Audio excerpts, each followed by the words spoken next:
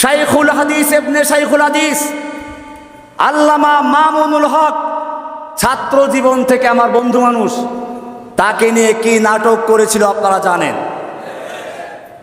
এমনিভাবে আমাদের এই গুণবী সাহেব আছেন, মুফতি হারুন ইজাহার সাহেব, আল্লাহ তাকে জাযা খায় দান করুন, আমিন। আমার অত্যন্ত মহব্বতের মানুষ, সেজন্য আগে এখানে এসছে।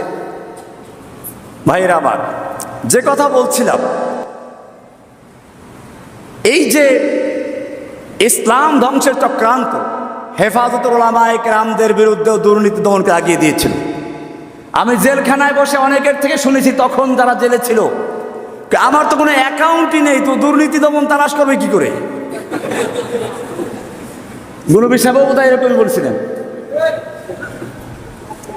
কারো অ্যাকাউন্ট নেই। এদের নামে দুর্নীতি দমন কমিশন তল্লাশি করা শুরু করে দিয়েছে। এগুলো দুর্নীতি দমন কমিশন নয়, ইসলাম দমন কমিশন তৈরি করে বাংলাদেশের উলামায়ে কেরামদেরকে কলঙ্কিত করার চক্রান্ত করা হয়েছিল।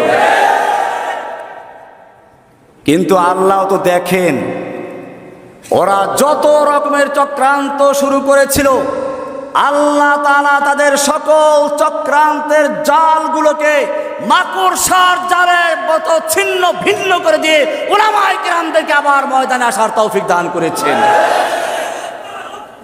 শুকরিয়া জানাই আলহামদুলিল্লাহিল্লাযী নাজ্জানা মিনাল কওমিজ জালিমিন। ও আল্লাহ, আমরা সকলেই তোমার দরবারে শুকরিয়া আদায় করছি। তুমি যদি এই জালিমের বিরুদ্ধে আমাদের সাহায্য না করতে, তুমি যদি আমাদেরকে মুক্ত না করতে, এই জালিম শাহীর হাত থেকে আমাদেরকে মুক্ত করার কোনো শক্তি ছিল না।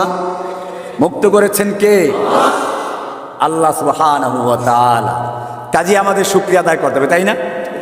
শুকরিয়া কিভাবে আদায় করব? শুকরিয়ার প্রথম ধাপ হচ্ছে এই, আল্লাহ রাব্বুল আলামিন যখন যে নেয়ামত দান করেন, সেই নেয়ামতকে ব্যয় করার জন্য তিনি পদ্ধতিও বয়ান করে দেন। আমাদের এই যে নেয়ামত বিজয়, এটা এসেছে ঐক্যবদ্ধ থাকার কারণে। আমাদের মনে রাখতে হবে, দুশমনরা আমাদেরকে বিভক্ত করে করে পর্যন্ত অনেক আলেমদেরকে ধ্বংস করেছে, শহীদ করে দিয়েছে, অনেক আলেমদেরকে দালাল বানিয়েছে, অনেক আলেমদেরকে কারা নির্যাতন করেছে। আজকে উলামায়ে কেরাম ঐক্যবদ্ধ হয়ে মাঠে নেমেছে, কিন্তু ষড়যন্ত্র শেষ হয় নাই।